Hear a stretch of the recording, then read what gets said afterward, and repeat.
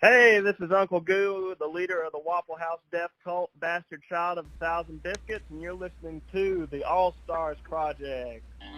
When I got up here and I said, wait, no, don't be sad. Some GD hash brown. We ordered All Star, All Star, All Star. So we were fucking trying to eat. Well, they start banging on the door. She started spitting at the door. Everything. Oh, man. And when I die, bury me down at the Waffle House. Throughout the United States, there are over 2,100 Waffle Houses in operation. They operate 24 hours a day, 365 days a year, and they don't close unless there's imminent danger. They can even operate in a hurricane. Every year, Waffle House serves millions of people from all walks of life, and these are their stories. This is the All Stars Project. Yes, sir. What's going on, man? Not a whole lot. Uncle Goo, is that you? That's me. Right on, brother. All right, Uncle Goose. So what the hell made you write that damn song? Oh, man. I don't even know. I can't remember. Just all those nights after shows, just sitting in a Waffle House. Yeah, I guess. I was thinking about that song, Prop Me Up Beside the Jukebox When I Die by Joe. Right. Dixon. So I was at a wake when I heard that song. Really? Yeah, the first time I ever heard that song was at a damn wake. Man. That must have been a pretty bitchin' wake. It was a shrimper who had passed away. Oh, And, yeah. Hey, man, we'll be going to some killer funerals, dude. I'll tell you that. Yeah, we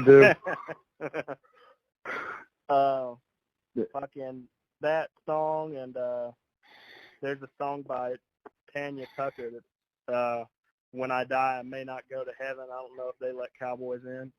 Oh, yeah. Delta Dawn lady. Yeah.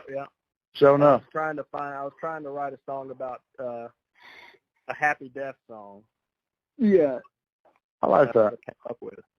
Hey, yeah, when I was trying to get my brother into the Silver Jews like 100 years ago, he didn't like them because he thought they were all jokey, you know? Well, just, like, listen to it and, like, don't think of it as a joke, you know? Like, take it seriously and just, like, listen to what he's saying, you know? And that's like the other day when I re-listened to your song, because we've been doing this Waffle House thing, I was like, man, what a fucking gorgeous song, because it's just like if you take like the tongue-in-cheek thing out of it, you know, and look at it from like around the corner, it's like very it's just like it's a damn folk song, you know. Yeah, thanks, man. I appreciate that. Absolutely. Yeah, I wanted to write it in a way that you know, it was happy, and it, you know, you don't, I don't know, death songs are always so fucking depressing. So I don't know, that Amazing Grace one's all right. I think we really ought to change how we do funerals. Just make it a big old damn party. Yeah. You're like an asshole and no one wants to have a party for you, but I guess, you know. Then you get flushed down the toilet. Fuck you. I mean, I don't know. They put you in the bounce house at your local Chuck E. Cheese. Well, what y'all got going on over there in Livonia, dude? Shit, man. I don't know. I live in Atlanta, actually. Oh, yeah, that's right. I grew up with Zeke up there in the Hart County, Livonia area, and I still go back all the time. But I've lived in Atlanta now for like 5 years. I live on the south side. South side with an S because it's fresh. My man. Where, like over in East Atlanta, or like farther down towards like College Farther Park? down, like right on the border of College Park, like in Hapeville. Right above. Yeah, Hapeville, College Park, East Point area. And it's awesome because it's really kind of like a small town that's tucked into the middle of the city. Oh, yeah. Like, it feels kind of set away from everything. But, yeah, I love it here. I miss the country, but there ain't no fucking jobs where I live. And, you know, I'd love to eventually be able to have some money and go back there and buy some land. But, yeah. We got the same thing, but worse down here. I would like to come back and get some land, but I'm getting ill. I was actually, when I was driving today through town, I was just looking at all the dead trees and shit. And I was like, God damn, we don't even have no snow. This is just depressing. Like, just gray skies and dead trees. Yeah, shit. That is one thing about Georgia. But you don't have to deal with the snow on top of that. That's true. I love it down there, though. Y'all are down there towards the coast and everything, the marshes and all that, the marshes of Glen. Sure enough. We're in Glen County, is like what Marshes of Glen's referring to. Yeah. We're in, that county. Well, we're both originally from the McIntosh area, so we've always been around, the coast at least. Yeah, man, I'd love to eventually get a house out on the marsh. Oh, man. You know what's crazy is that, back in the day, that was all what they call like river rat territory. And now that property value is ridiculous at this point. Oh, man, I don't doubt it. Single wide sitting on prime real estate. Yeah, but I mean, at one point it was just, rednecks and shit. Yeah, I'm sure. And now ever since Southern Living has done and come and done a few photo spreads down there. Oh, yeah. Done Yankee the place up. Yeah. Carpetbaggers. Yeah. We got a lot of that with the lake living in Hartwell. Oh, man. It was off the square in Hartwell called Bluegrass Express, and like folks just went there every Saturday night to just kind of do picking, Oh yeah, and they televised it on like a local access channel. Yeah. Brother, And they recently like changed it and turned it into this thing called High Cotton Music Hall, which is like it's real kind of like highfalutin acts now. It's a cool name. Yeah, it's an alright name, but I miss the old Bluegrass Express. Yeah. It's like the Freebird down in Jacksonville's gone now. It's a great venue. Yeah. But yeah, everything changes. Yeah. So what time do y'all do y'all's podcast from? Like, man, it's all an adjustment, Yeah. The last episode we did, we showed up a little too early and we just kind of hung around going like, oh shit, does this work? And then just a flip switched around like midnight, and then everybody just started pouring in, drunk people, real friendly. So it makes the job a lot easier. When the bars closed, the other night that he's referring to, that was the first time that we stayed like until after the damn bars let out, because usually we get enough shit and we're tired, so we leave at like 12, Yeah. Man, we got a fight on camera. We got all kinds of shit. Like everything. That's fantastic. Oh man, that's great. The soul of what we want, really. Good. If you can stay till that time every night till like 3 or so, I imagine that's when the shit really does hit the fan. Have the waitresses or anybody been like, hey, you fucking guys have been sitting here for 3 hours, you got to get up? They've been surprisingly so cool. Awesome. So cool. Yeah. They like to come over and show their ass. Yeah, I mean, not about 20 minutes later, just like this goddamn dude that works up there talking about how he wishes the place would blow up and he'll be the only survivor and shit like that. I have to pull him a damn Indiana Jones. But, yeah, I'd say about half the podcast at this point is like Waffle House employees. They love it, man. That's awesome. Worried about that at first, like, oh, shit, how long until they're like, get fucking lost, kids. Quit bothering the customers. Yeah. Y'all, when y'all are there doing it, do y'all like ask people that you think are interested to come and talk to y'all, or do people like see your stuff? First of all, how do y'all record there? Do y'all have like a setup or like my cell phone and a condenser mic that I've zip tied to a coat hanger? Nice. So do people see that and then they come and ask you what's going on? It's mostly us just kind of, honestly doing the rudest thing ever and interrupting their dinner and going over and just say, hey, man, we got a podcast, 2-3 minutes, and we'll put you on a show. And we've got quite a lot of people coming on over. Yeah, well, we're going to find out our whole recipe. No. Yeah, that's exactly what the fuck we do for sure. And that's awesome. I don't think we've had anybody approach us yet, have you? No, I don't think so, except, like Mike, but we know Mike. Yeah. Well, hopefully he's going and, it gets to the point where people are like, oh, man, you got to go to the Waffle House at this time on Saturday night. Those dudes do that podcast. We can't wait. That is my dream, to get people like waiting on us to be interviewed. Yeah. That would be the shit. I could see that happening, man. Hopefully you guys can make enough ruckus to where Waffle House corporate, well, I mean, hopefully to where they don't try and shut y'all down, but like to where, they welcome. Oh, yeah, I'm sure they would No. embrace. Oh, yeah. Everyone I've talked to is like always says like, yeah, we had to go get Waffle House after we listened to that shit. Because if you haven't listened yet, like you can hear dishes clinking in the background and shit like that. Right. I tell you what, I was super embarrassed by that in the first episode, and then people are like, "No, I like that. I like the dishes," and people calling out orders in the background makes it feel like I'm there. Yeah, that's that ambiance. Right, exactly. Helps you get to sleep, like ASMR. Fucking awesome, dude. It's such a brilliant idea for a podcast. I wish I thought of it, to be honest. Yeah, well, you can't have it. I'm just saying. No. It's the only, so my only fear is that like somewhere somebody else is doing it and it's huge and I just don't know about it. But from what I've seen, yeah, we're it.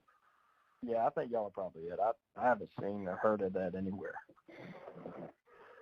Yeah, we're worried about people looting the idea that have more money and resources than us. But yeah. Well, at least y'all put it out now, so if anybody does that, y'all can just sue the fuck out of them. Oh, yeah. Nice. We'll get I don't know if we can, but I'd love to. Yeah. Just to get the money out of them and not have to work so hard. Exactly. Although Now, it's just, able to sue somebody. it's stepping way outside of a lot of comfort zones for a lot of people. So, like, you've got the idea to sit in a cold-ass Waffle House and, be around fights and drunks and shit for hours at a time. Yeah, especially when you're sober or halfway sober. Oh, yeah. I mean, don't get me wrong. The product is amazing, at least by my standards. But it's gold mining for sure. You peruse Waffle House fights on YouTube? No, I've never even, no, but that makes a lot of sense that it's out there. The Waffle House fights are really good. The Chuck E. Cheese fights are even better. Because it's parents just throwing haymakers. It's the craziest shit you've ever seen. Right next to like, whatever the hell, pinball. Yeah, the animatronic of that. Do you have like websites and new music you got coming out that you'd like for us to like? Oh yeah. Yeah, thanks for that. Uncle Guru, Uncle Gooroo, on Instagram. It's at Uncle Guru. And then I think it's just Uncle Goo or either Uncle Goo Music on Facebook. I'm much more active on Instagram than I am on Facebook. I got to get better at social media, man. I'm fucking terrible at social media. We're learning it now, too. We're learning. It's a process. So there, and I'm on Spotify and all that kind of stuff, just Uncle Goo. And I'm going to be going in and recording a new kind of, I feel so stupid calling them albums, because it's like... I still call them albums. Yeah. Let's call them what they are, and that's fucking albums, dog. Yeah. I'm going to be recording a new album that's going to be hopefully coming out sometime in the late summer, probably early fall. So, excellent. Yeah. You got a name for it yet? I've got a couple of things floating around. One of them's called the Short Life and Long Death of Leroy Honeybun. I love that. And that's about it right now. I had a couple of other things written down, but I forgot them. Well, but yeah, it's going to be coming out. I'm really selling the fuck out of it. Yeah. Hey, man, we're excited. Everything's in a name. I get it. Yeah, so it's going to be coming out, at some point, hopefully. The fucking pandemic's thrown everything off, Completely. That's another Yeah, man. But thank y'all for having me. Man, thank you. Absolutely, man. Thank you so much. For an interview, for like you interviewed us. But we appreciate your curiosity and your time, and thanks a lot, dude. Yeah, man. Thank y'all. Keep on keeping on, and hopefully I'll be able to get down there one day to come in and do it in person.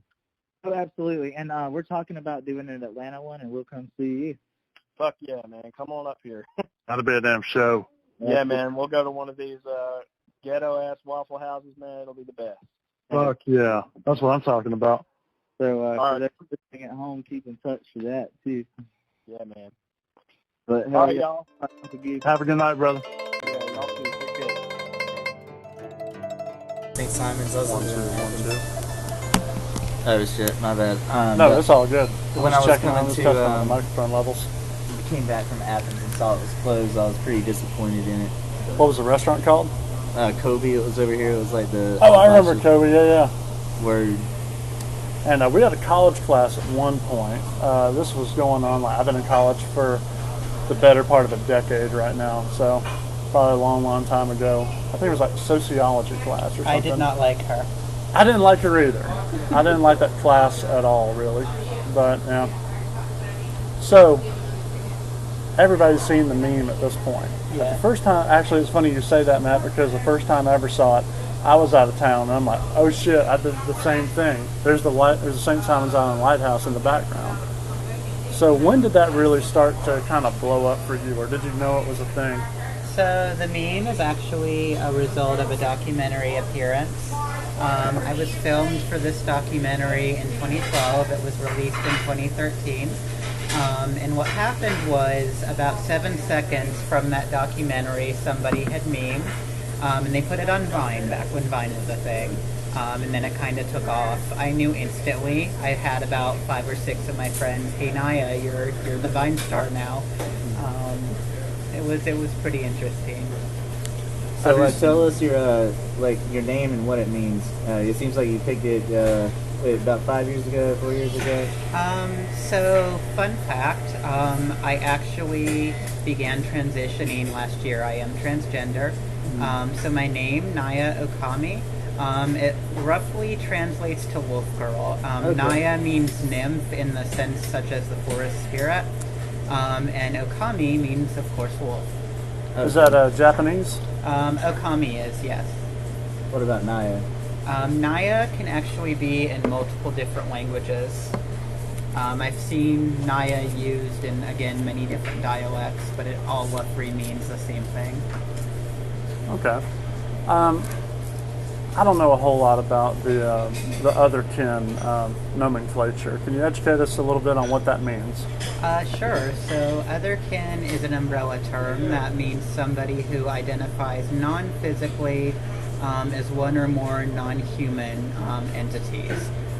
Therian is a subset of that. So a Therian, which is what I am, is someone who identifies as an animal that was living or is currently living on Earth. So Therian excludes anything from fantasy, only things rooted kind of in our reality. Yeah, we had a question about that you actually just answered. We were going to ask you about like cryptozoology and if there's some people that fit into that category, but like you just kind of wrapped it up. Yeah, that would be otherkin. That would classify as otherkin, but it would not fit under Therian. Yeah. So it's just kind of a branch off. So, like you said earlier, it's just a huge umbrella term for a number of instances in which somebody feels like they are connected to animal spirit, or is it? Yes, so any non-human entity for otherkin, that's the umbrella term. And it's an identification. Normally it's either psychologically, spiritually, or a mix of both. I've heard where it's neither. People have different reasons for the identification. I think the most common misconception is that people think otherkin literally believe that they are a certain animal. We're fully aware that we're human. People on Tumblr or on some of these sites are taking it a bit too far. And that hurts the original community that was set up. The otherkin community has been on the internet since the 90s. Tumblr did not invent it. Tumblr just kind of took it and turned it into some absurdity. Fuck Tumblr. Yeah, I agree. Fuck Tumblr, indeed. Do you know when the culture really got roots in the 90s? Like, where are the origins? The origins are actually from an old Usenet group, if any of you remember Usenet. I don't, actually. I remember the name, but I never explored it. So it was this old collection of news groups. It actually predates the modern internet, but there was a Elfin Digest was the name of it. And then there was alt.horror.werewolves, which is where the whole Therian thing started. So on the internet it started again early 90s, but the concept itself has been here since ancient humans. The concept of identifying with an animal in spirit or otherwise. Yeah, I see a lot of especially with wolves, relations to Native Americans. Native Americans, let alone German folklore and things like that. You can even see in a lot of the Aztec culture as well. But I'm a sucker for mysticism and things like that. So I kind of buy in. I buy into anything like that. I love it. And I understand you founded a website in which other kin can find each other or interact with one another. Can you tell us a little bit about that? That is correct. The website is called Kinmunity, KINMUNITY. It is a pun, of course, on Otherkin and Community. Okay. It is an online community for people who identify as Otherkin and Therian. They can set up their profile, they can post on our message boards, they can chat, join our Discord server. It's a really nice site. On a completely different note, I also do have my fiance here with me. Absolutely. Hey, Alyssa, Hi. was it? Mm-hmm. It's actually a Greek term of the spirit of insanity and chaos. That's what Alyssa stands for. Oh, okay. Do y'all ever have meetups? We do. They're called howls, just like, Awu howls or wolf howls. Okay. And howls are small. So Therians don't tend to meet up in huge conventions like furries do. Therians tend to meet in smaller groups called howls. Okay. And just picture a group of 10 meeting up maybe at a nature preserve or a camping spot. That's kind of how Therians do their meetups. It's kind of like a big party or something, or sort of a convention. It's more intimate than that. People get to interact sort of as their stereotype. It's not really a party atmosphere. It's more of a getting to know and getting to converse. Sort of a mixer, basically. Yes. That would be a good way to describe it. Matt had some more questions about the mysticism angle. Well, actually, I was about to ask you, you mentioned you had third-party dreams, and that's a term that I'm not familiar with, and I almost Googled it, but then I was like, I'm going to wait and have her explain it to me. So when I'm explaining what I mean by third-party dreams, I might not be using the correct terminology, but what I'm trying to explain is I've had dreams where I was a passive observer. So I was watching myself, essentially, and I was watching myself and I was a wolf, but I knew it was me in the dream, yet I was observing. I was almost watching the dream rather than actively participating in it. Okay. And that's kind of what I was meaning by a third-party dream in that context. Okay. Well, hell yeah. So I guess we'll take a small break for right now and let y'all chill. Let y'all enjoy your meal. This is the All Stars Project. Yes, sir. Ramble on all Talk topics. about whatever. I mean, you can say whatever you want, cuz whatever. If you say something you don't want us to put in there, let us know. Say cut this, and we'll cut it. But I know you Absolutely. had We'll kind cut of it a out. stressful week, so you might not feel like talking too much about shit. But if you want to rant, now's your chance to do it.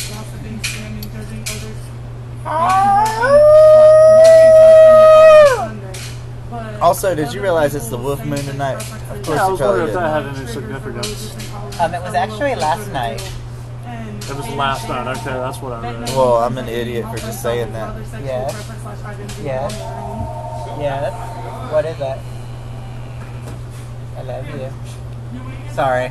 That's all good. I don't know if I really have anything direct to rant about other than people kind of suck. Oh, absolutely. People do suck. Yeah. What would you like to tell America? You reversed a terrible mistake. Don't fuck it up again in 2024. Word. We talk about... It's all good. This is the kind of podcast we do. But can you tell us a little bit about the last time I talked to you? You were interested in cybercrime, things like that. Can you tell us a little bit about that? Yes, I can. So I do a little bit of consulting still when it comes to cybercrime, specifically in the areas of child predators and human trafficking. I work with an organization that would bait said predators, locate them, and turn them over to law enforcement. Is this just a private organization, or is it something that the state does? I'm not going to talk directly about the organization itself. Okay. But we are, how can I explain it? We have worked as consultants for the state, but we are not of the state, if that makes any sense. Yeah, okay. Contractors, basically. Yes. Okay, good deal. And you've worked loss prevention in a number of places. I'm not going to go too far into detail on that. But can you explain just a little bit of like what goes into that in your background and kind of what you bring to that? Yeah, so obviously I am not your standard candidate for that type of job. I am a 5'4" transgender woman wearing a Galaxy Wolf shirt, right? And not exactly subtle. I thought that was a bed sheet. I'm just kidding. So, like, I look different from your average candidate, but I also do not look the part at all. So part of my job is to blend in with customers and, of course, catch people who are stealing or defrauding the company, be that an associate or a customer in quotation marks. Have you ever ran into me in the databases? Or? I can't comment what a company has on their database for obvious reasons. Man, I don't think there's a database. I think there's just a picture of you and just like, do not let his ass back in the store. There is a database actually, and even if you're not prosecuted, you still go in that retailer's files, and it's on the computer. And let's just use an example. Let's just say Walmart, because everyone knows who Walmart is. So let's just use them as an example. You get busted stealing from Brunswick Walmart, right? You get caught again in, New York Walmart, right? They already know your They already know. They run your name. You're in their system. They know you've been caught before. They know who you are. They know what you took.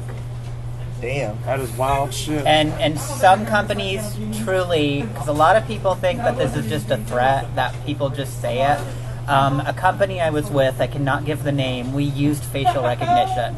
So if you got caught, I kid you not, if you got caught in one of our stores and entered another store and you were banned or trespassed from that store, we would get an alert on our computer, hey, known trespassed individual has walked into the store. These guys they send after you to like kick you out, are they tough guys, or are they like easily like, can you take them down, you think, if you and a friend were there? You need a good friend. I've taken people down a lot larger than me for work. A lot larger than me. It's all in the technique. Correct. So do you think, in theory, like a team of 4 guys could come in there and just take whatever they want from one of these larger department stores, or how many guys do you think it would take to like pull off a good job? I mean, honestly, it depends on the company. There's companies where no, it would not work. I've worked for retailers that have done what's called a blitz, where they have 10 undercovers in the store at all times for like a week straight, just catching people. So, yeah. Hell yeah. A buddy of mine does that out in Colorado, like loss prevention, and he's literally outside of the store with like, looking like a operator basically. He's got like a rifle, like an M4 rifle, like body. No. I swear to God, body armor, like a sidearm and everything. He's like a former Army Ranger. What? So yeah, oh yeah. What? Because it's an all cash business. That's the thing. They can't deposit that money into banks. What? Wait, where is he working? In Colorado. Oh wait, but doing what? Protecting a weed store. Oh, okay. Yeah, now that does I make didn't gather sense. that. Okay, I thought you were talking about. It does make a lot of Yeah. sense. I was just sitting here like, No, I thought he was at Backroom Shoes or some shit. Like, outside of KB Toys. Yeah, he's like, you better put that fucking yo-yo back down, son. I'll kick you in half, boy. Turn your head into a fucking canoe over that soccer ball, son. You're gonna suck a lot of dick to make up for that TV. Yes. I'm sorry. I'm thinking of a thing I saw on Tumblr. It said shoplifters will be prostituted because they misspelled prosecuted. And another person commented under that, yeah, it's gonna take a lot of dick sucking to make up for that TV. Hell yeah. Especially with Walmart's hourly rates. Not that we're affiliated with Walmart in any way. What do you think, Matt? You do about 2 dick sucks an hour. So that's like, what, 8? So let's see. Okay, 8. Not in May, honey, I don't. I sit there and pop my shit on the corner all fucking night. Don't get no play. What's Walmart pay? Like $8.50 an hour starting out? For like a stalker or something like that. I wouldn't know. I've never been a stalker at Walmart. Somewhere. Okay, let's just say it's like $9 an hour. So that's like $4.50 a dick, dude. $4.50 a dick. Better watch your ass. Oh, I have nothing for that. Well, this has been a lot of fun. Do you have anything to promote while we're here? Community.com. My Instagram, Twitter, and YouTube are all Naya Okami. Naiaokami.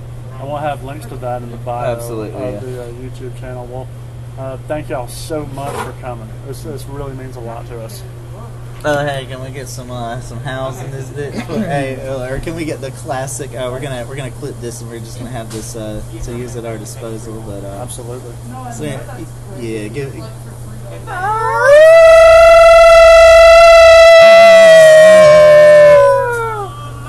My man. Thank you so much.